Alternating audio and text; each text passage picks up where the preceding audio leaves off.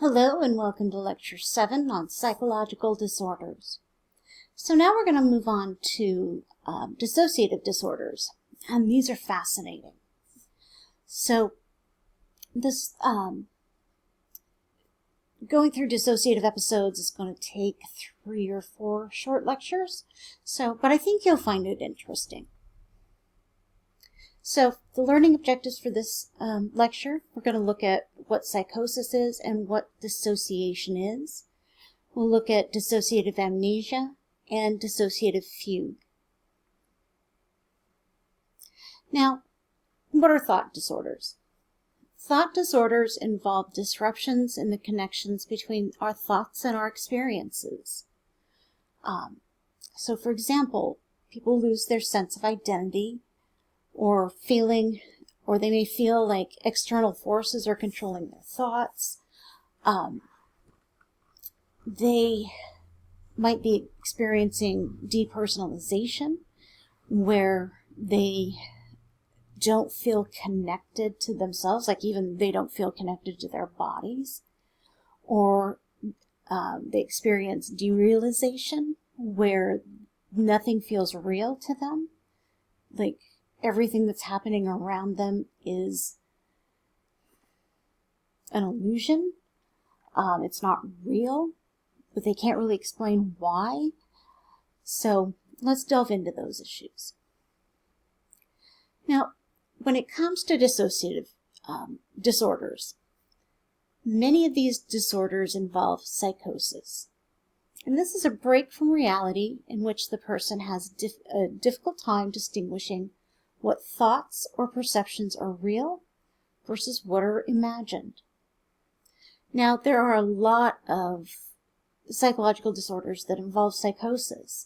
Schizophrenia, we've got dissociative amnesia, dissociative fugue, dissociative identity disorder, bipolar disorder. People sometimes have psychosis when they're in an extreme mania. People with borderline personality disorder will sometimes experience psychosis. And also some substances can cause psychosis. So our thoughts and our experiences, when we're during a psychotic episode, our thoughts and our experiences become dissociated or split from the external world. So I want to be really clear. We all dissociate. This is actually a very common human experience. It's typical. The issue is how are you dissociating? What are you dissociating about? And how much does it affect your ability to live your daily life? So for those of us who dissociate in the normal, or let's say typical human manner, these are just short periods and they make sense. I'll explain that more in a moment. Those experiencing psychosis,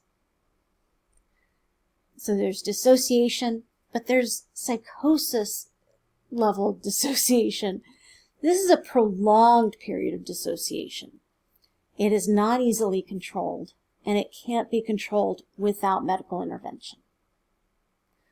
Or it just has to burn itself out, and that can take a very, very long time.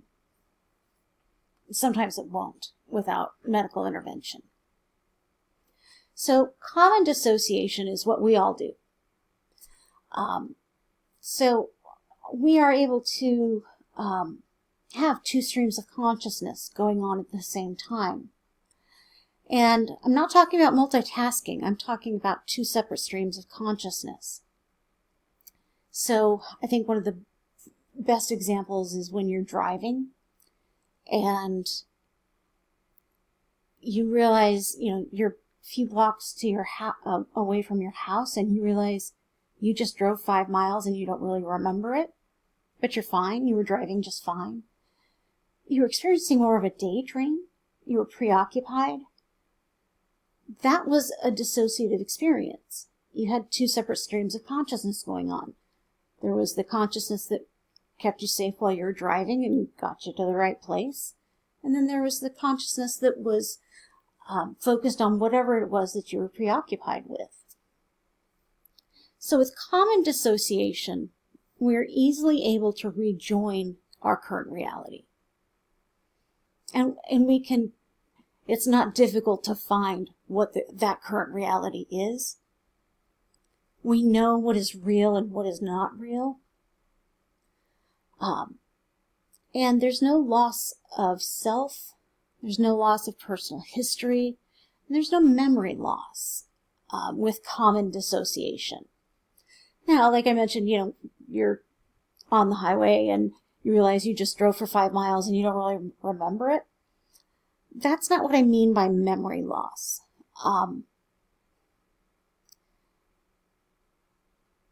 You didn't encode that full drive into your memory system, but it wouldn't have been difficult to do so. I'll get further into this, and I think it'll make sense. So I just talked about highway hypnosis, and sometimes we become so absorbed in a task, so reading a book, watching a film, playing a video game, that we lose track of our surroundings, that we kind of become absorbed into that story. And that can be a form of dissociation. Sometimes things are just really engrossing, and that doesn't mean that you're dissociated, it just means you're very focused. But sometimes you become so absorbed that you might actually dissociate. That's a common, normal, healthy behavior. It's nothing to be worried about. Psychotic dissociation is something to be worried about. Psychosis is always a medical emergency. Always. So, with psychotic dissociation, our thoughts and our experiences split from the external world. During this state, you can't tell what is true and what's not true. This can result in long periods of memory loss. And when we look at dissociative amnesia and dissociative fugue, you'll see more of what I mean. There's that sense of depersonalization and derealization that, with derealization, nothing around you is real. You live with the sensation that, okay, I'm experiencing things, but they're not actually true. Now, if you weren't psychotic, you would realize, okay, that is actually true. But during a psychotic dissociation, everything feels unreal, and you can't really explain why.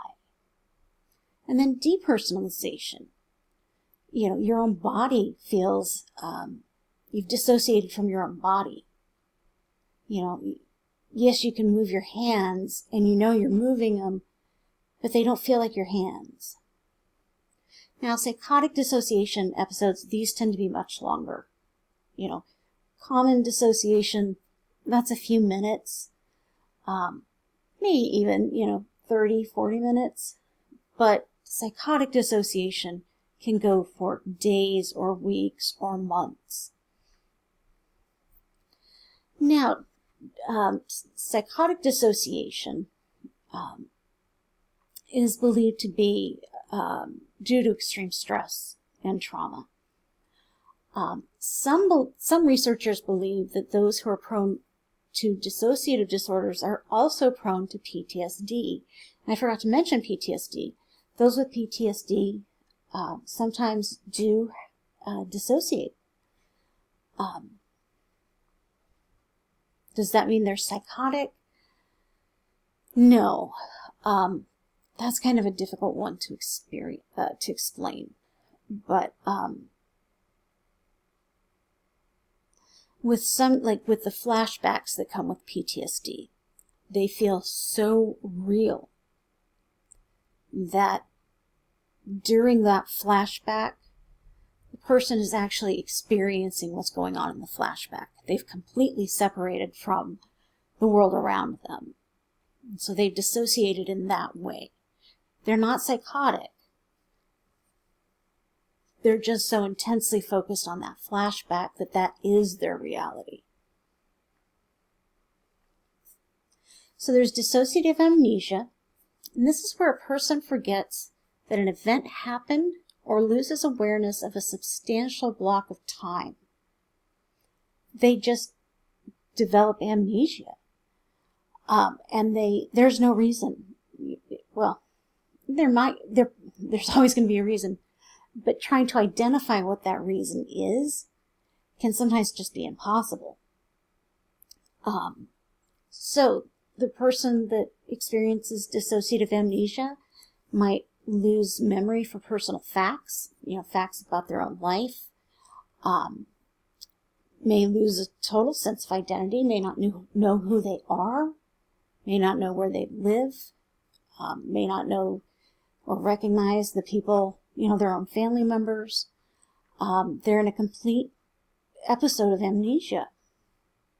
And it's not because they have organic amnesia, it's that they've dissociated so extremely that they have lost the self. And then we get to dissociative fugue. And this is the rarest and most extreme form of dissociative amnesia. It involves a loss of identity. And here's what's wild. Often with dissociative fugue, this involves travel to another location and sometimes the assumption of a new identity. The person literally becomes someone else and just picks up, leaves their life because they believe there's someone else who's supposed to be living a different life. What's fascinating too is fugue states just end. And all of a sudden, this poor person is completely lost, so confused, no idea how they got into, from Eugene, Oregon to Spain, or they have no clue where they've been for months and months.